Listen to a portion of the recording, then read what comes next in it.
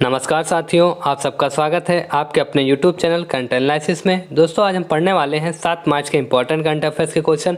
दोस्तों आज इस वीडियो में हम 7 मार्च के इंपॉर्टेंट करंट अफेयर्स के क्वेश्चन के साथ साथ पुराने करंट अफेयर्स के क्वेश्चन और स्टैटिक जीके के भी इंपॉर्टेंट क्वेश्चनों को कवर करने वाले हैं। दोस्तों अगर आप किसी भी एग्जाम की तैयारी करते हैं तो यह वीडियो आप सभी के लिए काफ़ी ज़्यादा हेल्पफुल होने वाली। तो दोस्तों वीडियो को इन तक देखिएगा और वीडियो पसंद आए तो ज़्यादा से ज़्यादा लाइक कीजिएगा और ज़्यादा से ज़्यादा लोगों को शेयर भी कीजिएगा और हमारे YouTube चैनल करंट एनालिसिस को भी सब्सक्राइब कर लीजिएगा और बेल आइकन को भी प्रेस कर लीजिएगा ताकि आने वाली हर एक वीडियो की अपडेट आपको मिलती रहे।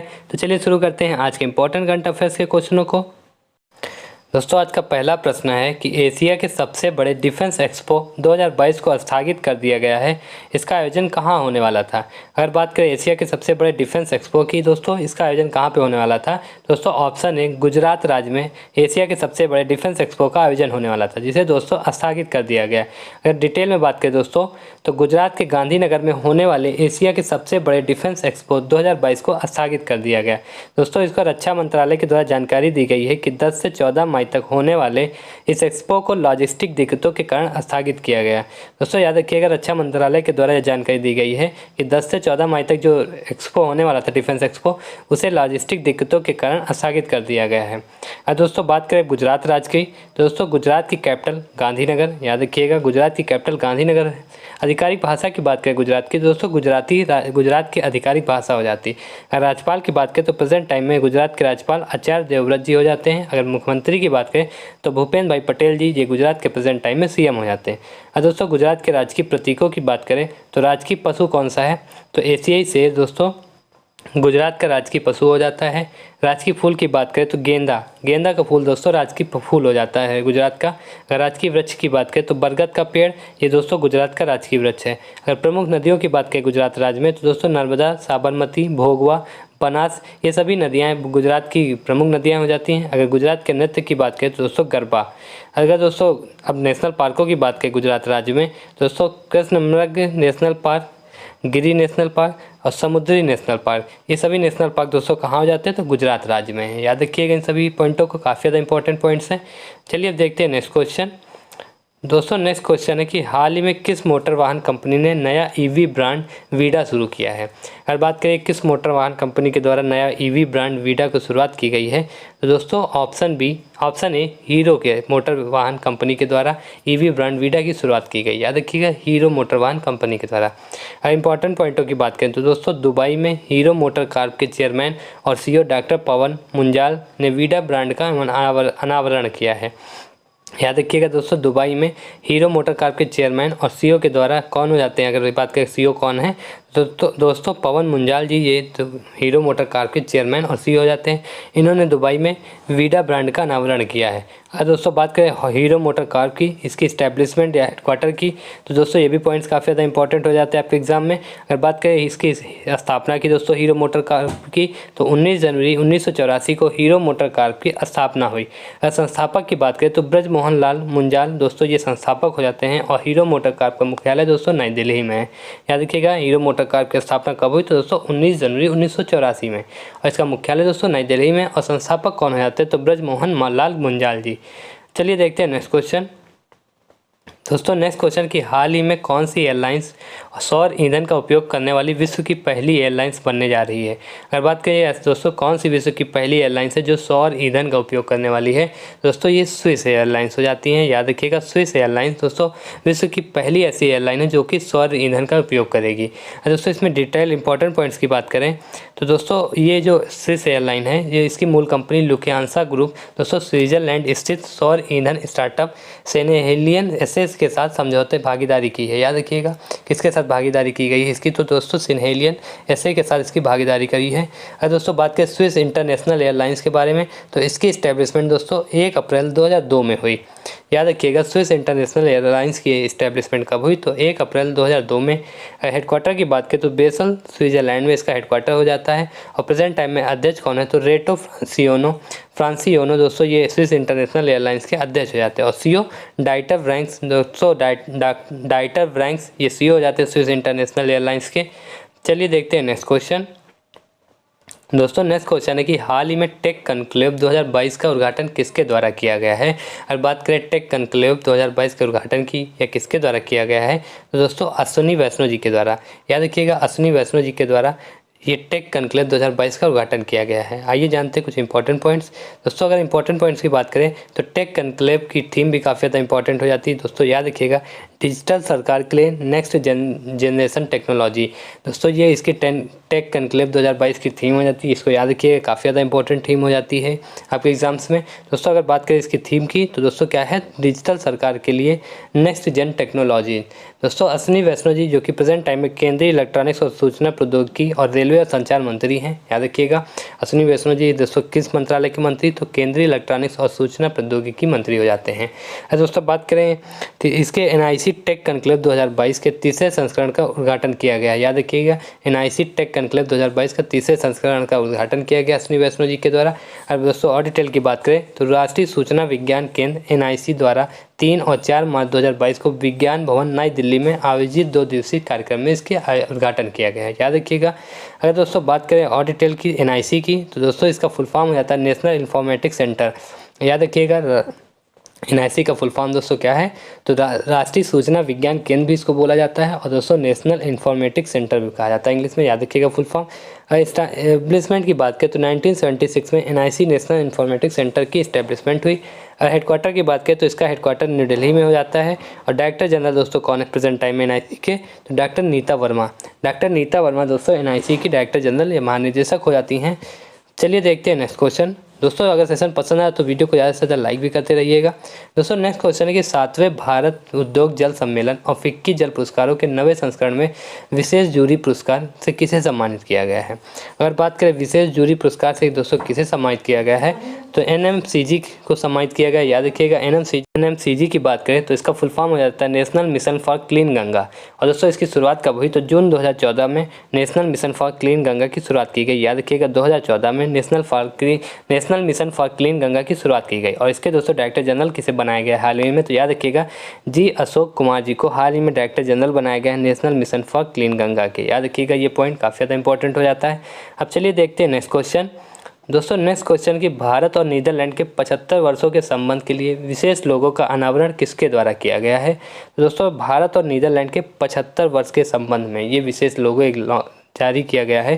तो दोस्तों किसके द्वारा, तो दोस्तों ऑप्शन है संजय वर्मा जी के द्वारा ये लोगों को अनावरण किया गया है। अगर दोस्तों इसमें इंपॉर्टेंट पॉइंटों की बात करें तो संजय वर्मा जी दोस्तों विदेश मंत्रालय में सचिव हो जाते हैं। याद रखिएगा विदेश मंत्रालय के सचिव हो जाते हैं संजय वर्मा। और भारत में नीदरलैंड के राजदूत दोस्तों मार्टिन वैन डेन बर्ग जो कि इन्हीं दोनों लोगों के द्वारा 2 मार्च 2022 को इसका अनावरण किया गया। याद रखिएगा अगर दोस्तों लोगों की बारे में बात करें जो लोगो अनावरण किया गया है उससे भी इंपॉर्टेंट क्वेश्चन बन सकते हैं। तो लोगों में दोस्तों दोनों देशों के राष्ट्रीय फूल, इंडिया का राष्ट्रीय फूल कमल और नीदरलैंड का दोस्तों राष्ट्रीय फूल ट्यूलिप हो जाता है। इन दोनों लोगों को लगाया गया है याद रखिएगा लोगों में। और लोगों के दिल में चक्र हमारी दोस्ती का प्रतिनिधित्व करता है। याद रखिएगा। और दोस्तों भारत और नीदरलैंड की राजनयिक संबंध कब स्थापित हुए थे, तो ये भी याद रखिएगा 1947 में। और 2022 में दोस्तों 75 वर्ष हो गए हैं। याद रखिएगा। चलिए अब देखते हैं नेक्स्ट क्वेश्चन। दोस्तों नेक्स्ट क्वेश्चन कि हाल ही में भारतीय एक्सा लाइफ इंश्योरेंस के ब्रांड एम्बेसडर किसे बनाया गया है। अगर बात करें भारतीय एक्सा लाइफ इंश्योरेंस के ब्रांड एम्बेसडर की किसे हाल ही में बनाया गया है, तो दोस्तों विद्या बालन को। दोस्तों ये अभिनेत्री विद्या बालन को भारतीय एक्सा लाइफ इंश्योरेंस के ब्रांड एम्बेसडर के रूप में नियुक्त किया गया। अब बात करें भारतीय एक्सा लाइफ इंश्योरेंस की दोस्तों, तो इसके MD और CEO पराग राजा है। याद रखिएगा MD और CEO कौन हो जाते हैं, पराग राजा। अगर इसकी इस्टेब्लिशमेंट की बात करें तो 2007 में इसकी भारतीय एक्सा लाइफ इंश्योरेंस की इस्टेब्लिशमेंट हुई। इसके मूल संगठन दोस्तों भारतीय इंटरप्राइजेस हो जाती है। चलिए अब देखते हैं नेक्स्ट क्वेश्चन। दोस्तों नेक्स्ट क्वेश्चन कि पूर्व भारतीय सेना प्रमुख जनरल SF रोड्रिग्स का निधन हुआ है, यह किस राज्य के राज्यपाल भी रह चुके थे। और बात करें SF रोड्रिग्स का दोस्तों इनके हाल ही में निधन हो गया 82 वर्ष की उम्र में। तो ये दोस्तों किस राज्य के राज्यपाल भी रह चुके थे, ये दोस्तों पूर्व भारतीय सेना प्रमुख भी थे। और ये किस राज्य के राज्यपाल भी रह चुके थे, दोस्तों पंजाब राज्य के राज्यपाल भी रह चुके थे। अगर दोस्तों इसमें इंपॉर्टेंट पॉइंट्स की बात करें तो SF रोड्रिग्स जिन्होंने 1990 से 1993 तक भारतीय सेना के प्रमुख के रूप में कार्य किया था। दोस्तों याद रखिएगा 1990 से 93 तक भारतीय सेना के प्रमुख के रूप में कार्य किया इन्होंने। और दोस्तों SF रोड्रिग्स का फुल फॉर्म हो जाता है सुनीत फ्रांसिस रोड्रिग्स। दोस्तों इन्होंने 2004 से 2010 तक ये पंजाब के राज्यपाल भी रहे थे। याद रखिएगा 2004 से 2010 तक ये पंजाब के राज्यपाल भी रहे थे। चलिए देखते हैं नेक्स्ट क्वेश्चन। नेक्स्ट क्वेश्चन है कि जेट एयरवेज के नए सीईओ के रूप में किसे नियुक्त किया गया। अगर बात करें जेट एयरवेज के नए सीईओ के रूप में किसे नियुक्त किया गया है तो दोस्तों संजीव कपूर जी को। दोस्तों ये अपना पद कब संभालेंगे तो याद रखिएगा 4 अप्रैल को ये 2022 को अपना पद संभालेंगे जेट एयरवेज के सीईओ के रूप में। और बात करें जेट एयरवेज की दोस्तों तो जेट एयरवेज की स्थापना कब हुई तो 1 अप्रैल 1992 को मुंबई में जेट एयरवेज की स्थापना हुई। अगर संस्थापक की बात करें तो नरेश गोयल ये दोस्तों जेट एयरवेज के संस्थापक हो जाते हैं। और प्रेजेंट टाइम में जेट एयरवेज के सीईओ कौन है तो दोस्तों विनय दुबे। याद रखिएगा विनय दुबे प्रेजेंट टाइम में जेट एयरवेज के सीईओ हैं और दोस्तों संजीव कपूर 4 अप्रैल को अपना सीईओ का पद संभालेंगे। चलिए देखते हैं नेक्स्ट क्वेश्चन। दोस्तों नेक्स्ट क्वेश्चन की हाल ही में कालियट्टम महोत्सव किस राज्य में शुरू हुआ। अगर बात करें कालियट्टम महोत्सव की किस राज्य में इसकी शुरुआत हुई है तो दोस्तों केरल राज्य में। याद रखिएगा केरल राज्य में कालियट्टम महोत्सव की शुरुआत की गई है। अरे दोस्तों इसमें अब केरल राज्य के बारे में जानते हैं। अगर बात करें केरल के बारे में तो दोस्तों इसका गठन कब हुआ 1 नवंबर 1956 को। दोस्तों इसमें हम केरल राज्य को पूरा डिटेल में कवर करेंगे जो कि आपके एग्जाम में काफ़ी ज़्यादा इंपॉर्टेंट होते हैं, स्टेट से रिलेटेड क्वेश्चन पूछे जरूर जाते हैं दोस्तों। तो अगर बात करें केरल राज्य की गठन की तो दोस्तों इसका गठन 1 नवंबर 1956 को हुआ।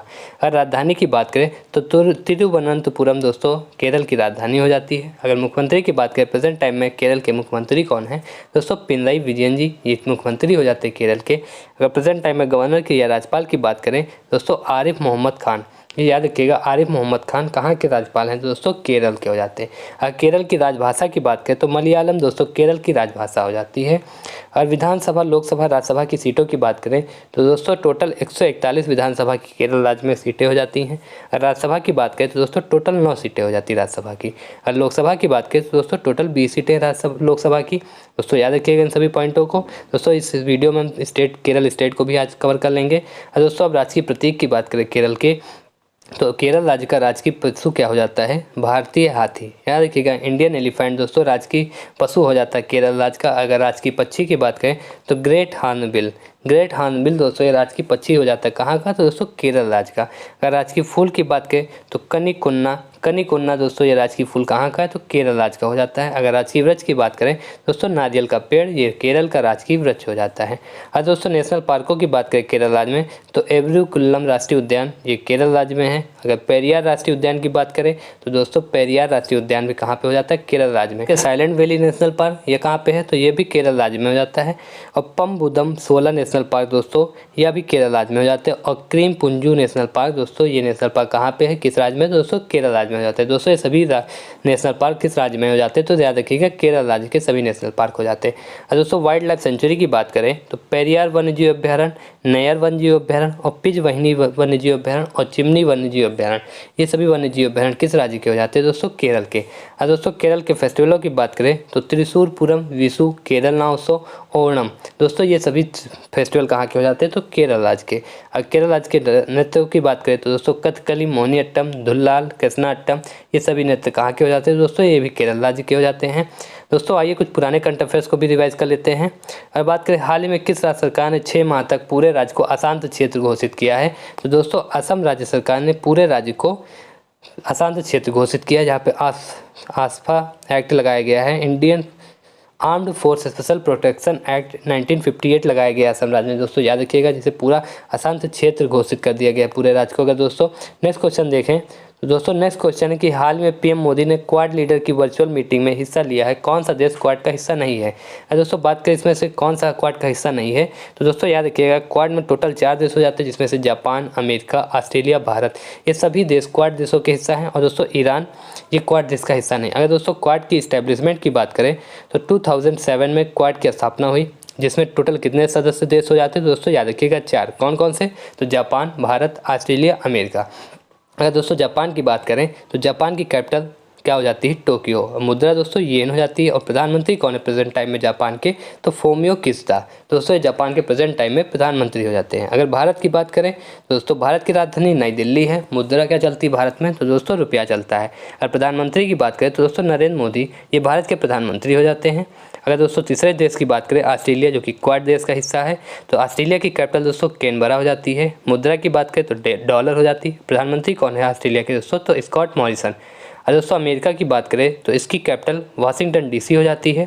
और मुद्रा दोस्तों डॉलर, यहाँ भी अमेरिका की भी डॉलर हो जाती मुद्रा। अगर प्रधानमंत्री की बात करें तो जो बाइडेन दोस्तों ये अमेरिका के प्रधानमंत्री हो जाते हैं। और दोस्तों इसमें कुछ इंपॉर्टेंट पॉइंटों की बात करें तो दोस्तों क्वाड का 2007 में स्थापना तो गठन हो गया था, लेकिन और दोस्तों ये भी कमेंट सेक्शन में बताइए कि किस देश के पूर्व प्रधानमंत्री की सिफारिश पे क्वाड देशों की स्थापना की गई थी। और दोस्तों बात करें क्वाड की तो 2007 में इसका स्थापना हो गया था, लेकिन ये इनएक्टिव के तौर पे कार्य करती इनएक्टिव थी। फिर 2017 में दोस्तों क्वाड एक्टिव हुई और दोस्तों 2019 में पहली बैठक इसकी हुई जिसमें विदेश मंत्रियों ने हिस्सा लिया था। याद रखिएगा सभी देशों के विदेश मंत्रियों ने पहली बार कब हिस्सा लिया क्वाड में, तो दोस्तों 2019 में। याद रखिएगा जो कि कहाँ पे की गई थी बैठक, दोस्तों न्यूयॉर्क में। और 2020 की बात करें तो दोस्तों 2020 की टोक्यो में, और 2021 की दोस्तों वर्चुअल मीटिंग हुई थी। और दोस्तों मार्च 2021 में पहली बार अमेरिका में वर्चुअल समिट की मेज़बानी की थी जिसमें देश के प्रमुखों ने हिस्सा लिया था। याद रखिएगा देश के प्रधानमंत्रियों ने हिस्सा लिया था। और अगर दोस्तों बात करें 24 सितंबर 2021 को तो इन पर्सन क्वाड समिट की मेज़बानी हुई थी। याद रखिएगा अमेरिका में, ये भी अमेरिका में हुई इन पर्सन क्वाड समिट की मेज़बानी। याद रखिएगा 24 सितंबर 2021 में पहली बार हुई। अब दोस्तों चलिए देखते हैं नेक्स्ट क्वेश्चन। दोस्तों नेक्स्ट क्वेश्चन कि अनुभव एक मोबाइल कार शोरूम जिसे अपनी ग्रामीण ग्राहकों के लिए किस ऑटो कंपनी द्वारा लॉन्च किया गया है। दोस्तों टाटा मोटर्स के द्वारा अनुभव एक कार शोरूम को लॉन्च किया गया है। चलिए देखते हैं नेक्स्ट क्वेश्चन। दोस्तों नेक्स्ट क्वेश्चन की IPCC रिपोर्ट के अनुसार भारत और कौन सा देश जलवायु परिवर्तन के प्रति सर्वाधिक संवेदनशील है। तो दोस्तों भारत और पाकिस्तान जलवायु परिवर्तन के प्रति सर्वाधिक संवेदनशील है IPCC की रिपोर्ट के अनुसार। चलिए देखते हैं नेक्स्ट क्वेश्चन। दोस्तों नेक्स्ट क्वेश्चन की स्टैंजा मेमोरियल बॉक्सिंग टूर्नामेंट में निखित जरीन और नीतू ने भारत के लिए कौन सा पदक जीता है। तो दोस्तों स्टैंजा मेमोरियल बॉक्सिंग टूर्नामेंट में निखित जरीन और नीतू ने भारत के लिए स्वर्ण पदक जीता है। और दोस्तों इसमें डिटेल की बात करें तो निखित जरीन ने दोस्तों वर्ग भी याद रखिएगा क्योंकि आपसे एग्जाम में ये भी पूछा कि किस वर्ग में। दोस्तों याद रखिएगा 52 किलोग्राम के वर्ग में निखित जरीन ने स्वर्ण पदक जीता भारत के लिए और नीतू ने 48 किलोग्राम वर्ग में। और दोस्तों इसका स्टैंजा मेमोरियल बॉक्सिंग टूर्नामेंट का आयोजन कहाँ पे किया गया, दोस्तों ये भी पॉइंट इंपॉर्टेंट हो जाता है। दोस्तों बुल्गारिया के सोफिया में इसका आयोजन किया गया और दोस्तों ये 73वां सत्र था, याद रखिएगा। चलिए देखते हैं नेक्स्ट क्वेश्चन। दोस्तों नेक्स्ट क्वेश्चन की हाल ही में हेरत महोत्सव का आयोजन किस राज्य केंद्र शासित प्रदेश में किया गया। दोस्तों बात करें हेरत महोत्सव की तो इसका आयोजन दोस्तों जम्मू कश्मीर में किया गया। याद रखिएगा कहाँ पे, तो जम्मू कश्मीर में। और दोस्तों जम्मू कश्मीर की बात करें तो जम्मू कश्मीर में एक कश्मीरी पंडितों के द्वारा मनाया गया मुख्य त्यौहार है। याद रखिएगा जम्मू कश्मीर में कश्मीरी पंडितों द्वारा मनाया जाने वाला मुख्य त्यौहार हो जाता है। यह त्यौहार दोस्तों भगवान शिव और देवी उमा की शादी की सालगिरह का प्रतीक है। और दोस्तों जम्मू की बात करें तो जम्मू की कैपिटल श्रीनगर हो जाती है और जम्मू भी हो जाती है। दोस्तों याद रखिएगा जम्मू इसकी शीतकालीन राजधानी हो जाती है और श्रीनगर दोस्तों ग्रीष्मकालीन राजधानी हो जाती है।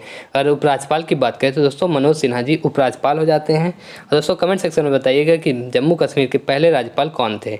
चलिए देखते हैं नेक्स्ट क्वेश्चन। अगर दोस्तों नेक्स्ट क्वेश्चन कि भारत और अमेरिका की 19वीं सैन्य सहयोग बैठक 2022 का आयोजन कहाँ किया जाएगा। तो अगर बात करें 19वीं सैन्य सहयोग बैठक भारत और अमेरिका के आयोजन की दोस्तों उत्तर प्रदेश के आगरा में इसका आयोजन किया जाएगा, याद रखिएगा। चलिए देखते हैं नेक्स्ट क्वेश्चन। नेक्स्ट क्वेश्चन की हरित ऊर्जा लक्ष्यों के लिए भारतीय सौर ऊर्जा निगम ने किसके साथ समझौते ज्ञापन पर हस्ताक्षर किए। तो दोस्तों भारतीय सौर ऊर्जा निगम ने हिंदुस्तान पेट्रोलियम कॉरपोरेशन लिमिटेड के साथ हरित ऊर्जा लक्ष्यों के लिए समझौते ज्ञापन पर हस्ताक्षर किए हैं। नेक्स्ट क्वेश्चन है कि निम्नलिखित में से कौन टाटा IPL 2022 का आधिकारिक भागीदार बन गया है। तो दोस्तों टाटा IPL 2022 का आधिकारिक भागीदार रुपे बन गया है। नेक्स्ट क्वेश्चन है कि हाल ही में किसके द्वारा बायोडिग्रेडेबल नैनो पार्टिकल्स किसके द्वारा विकसित किया गया है। दोस्तों biodegradable nano particles IIT Kanpur के द्वारा विकसित किया गया है। नेक्स्ट क्वेश्चन है कि उज्जैन में कुल कितने दिए जलाकर गिनीज रिकॉर्ड बनाया गया है। तो दोस्तों याद रखिएगा उज्जैन में 11.71 लाख 10 मिनट में टोटल 10 मिनट में दोस्तों 11.71 लाख मिट्टी के दिए जला के गिनीज रिकॉर्ड बनाया गया है। और दोस्तों यह रिकॉर्ड इससे पहले किसके पास था, तो उत्तर प्रदेश के अयोध्या के पास था। और नेक्स्ट क्वेश्चन की बात करें तो सतत विकास रिपोर्ट सस्टेनेबल डेवलपमेंट रिपोर्ट 2021 के अनुसार भारत किस स्थान पे है। दोस्तों भारत की रैंक क्या है, तो 120वें स्थान पे, याद रखिएगा। और दोस्तों टॉप 5 देशों की बात करें तो पहले पे फिनलैंड हो जाता है, दूसरे पे स्वीडन, तीसरे पे डेनमार्क, चौथे पे जर्मनी और 5वें पे बेल्जियम है। दोस्तों कमेंट सेक्शन में बताइएगा कि सबसे लास्ट पे कौन सा देश है। दोस्तों नेक्स्ट क्वेश्चन की बात करें तो नेक्स्ट क्वेश्चन है कि प्रसिद्ध फिल्म समीक्षक लेखक जयप्रकाश चौकसी का निधन हो गया, इनका संबंध किस राज्य से था। तो इनका संबंध दोस्तों मध्य प्रदेश राज्य से था। चलिए देखते हैं नेक्स्ट क्वेश्चन। दोस्तों नेक्स्ट क्वेश्चन है कि हाल ही में किस मंत्रालय के द्वारा स्त्री मनोरक्षा परियोजना की शुरुआत की गई। और बात करें स्त्री मनोरक्षा परियोजना की शुरुआत किस मंत्रालय के द्वारा की गई है, दोस्तों महिला और बाल विकास मंत्रालय के द्वारा इसकी स्त्री मनोरक्षा परियोजना की शुरुआत की गई। दोस्तों कमेंट सेक्शन में बताइएगा कि महिला एवं बाल विकास मंत्री कौन है। तो दोस्तों ये थे आज 7 मार्च के इंपॉर्टेंट करंट अफेयर्स के क्वेश्चन। दोस्तों कमेंट्स सेक्शन में बताइएगा वीडियो आप सभी को कैसी लगी। वीडियो पसंद आए तो ज़्यादा से ज़्यादा लाइक कीजिएगा और ज़्यादा से ज़्यादा लोगों को शेयर कीजिएगा। और अभी तक हमारे चैनल कंटेंट एनालिसिस को सब्सक्राइब नहीं किया तो चैनल को भी सब्सक्राइब कर लीजिएगा और बेल आइकन को भी प्रेस कर लीजिएगा ताकि आने वाली हर एक वीडियो की अपडेट आपको मिलती रहे। तो चलिए मिलते हैं अगली वीडियो में, तब तक के लिए नमस्कार।